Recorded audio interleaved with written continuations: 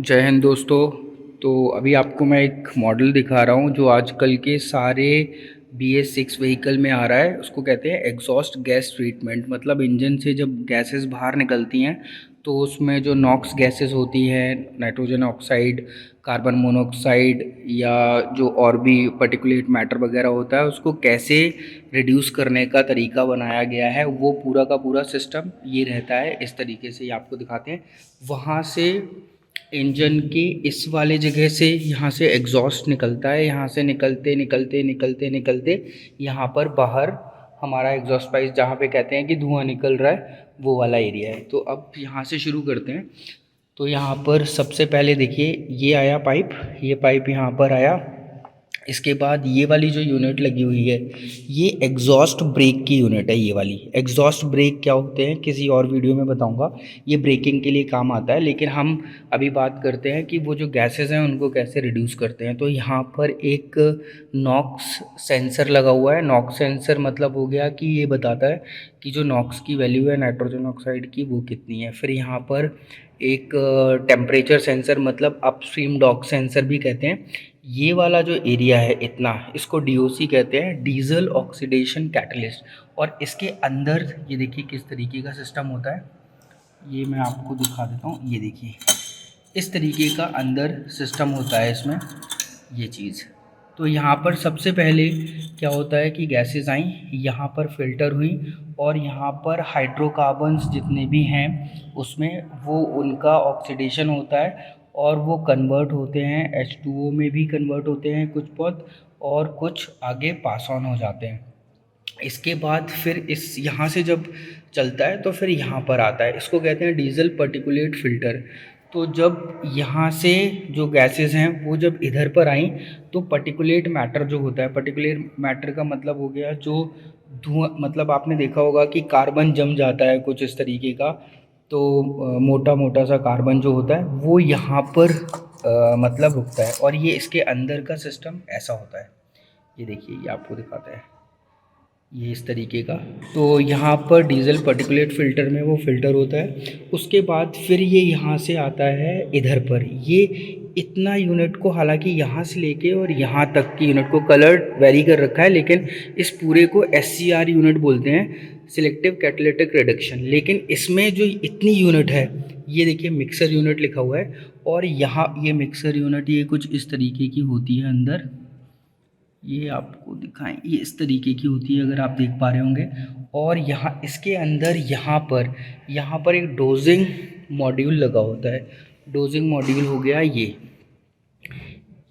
चीज़ लगी होती है, ये इसके अंदर लगी होती है यहाँ पर ऐसे, इस तरीके से। तो ये डोजिंग मॉड्यूल का काम होता है। जो आपने सुना होगा यूरिया कहते हैं जैसे, या जैसे कहते हैं NH3 भी कहते हैं, प्लस एड ब्लू वगैरह भी कहते हैं, अलग अलग ब्रांड्स हैं।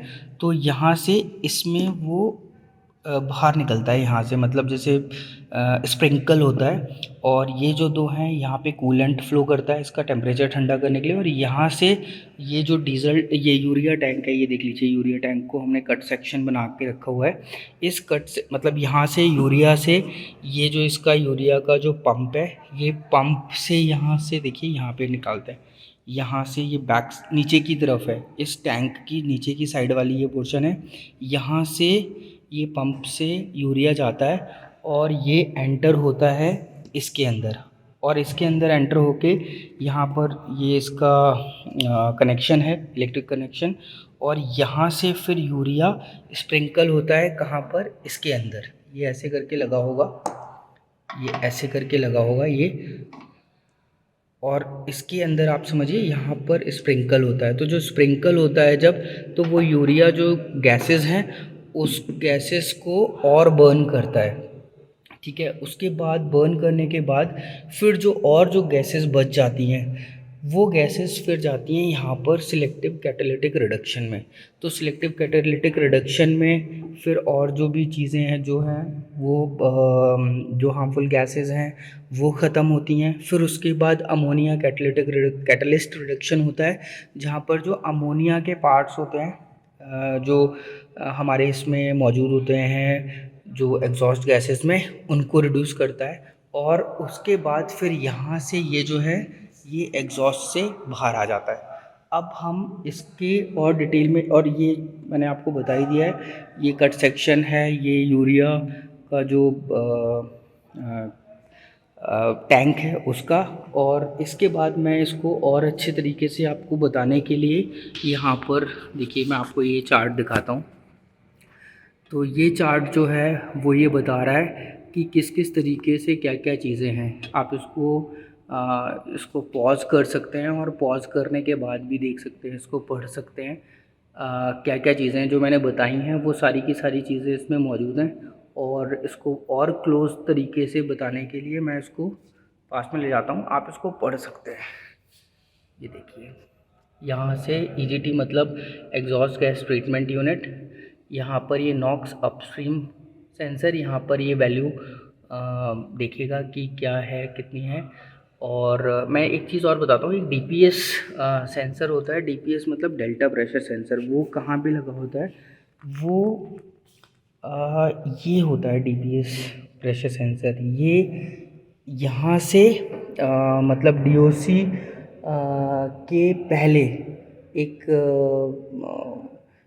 पाइप, ये जो जा रही होती है ये वाली पाइप, ये यहाँ पर लगा होता है और ये इधर पर इसके बीच का प्रेशर मेजर करता है ये डीपीएस सेंसर। और फिर बताता है कि सूट मास कितना है। सूट मास मतलब कितना पार्टिकुलेट मैटर जमा हो रखा है इसके अंदर, इन दोनों के बीच का डिफरेंस कितना है ये इस प्रेशर से मेजर करता है डेल्टा प्रेशर सेंसर। और उससे कैलकुलेट करता है कि इसके अंदर सूट मास कितना होगा। सूट मास का मतलब हो गया जो पार्टिकुलेट मैटर है वो कितना होगा। फिर वापस से आता हूँ तो आपको मैं बोलना बंद करता हूँ, आप इसको ध्यान से देख सकते हैं और पढ़ सकते हैं। इससे आपको पता चलेगा कि क्या क्या चीज़ें हैं।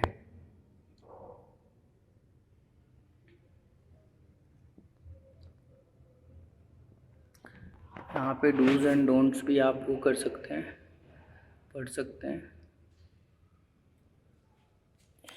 ये ओरिएंटेशन के बारे में बता रहा है। ये जो सील होती है जब हम डोजिंग मॉड्यूल लगाते हैं कि ब्लैक ऊपर होनी चाहिए, ग्रीन अंदर होनी चाहिए। सिमिलरली यहाँ पर ये क्लैंप वी क्लैंप है, ये सीलेंट गैस्केट है, ये वाली है इसके ऊपर।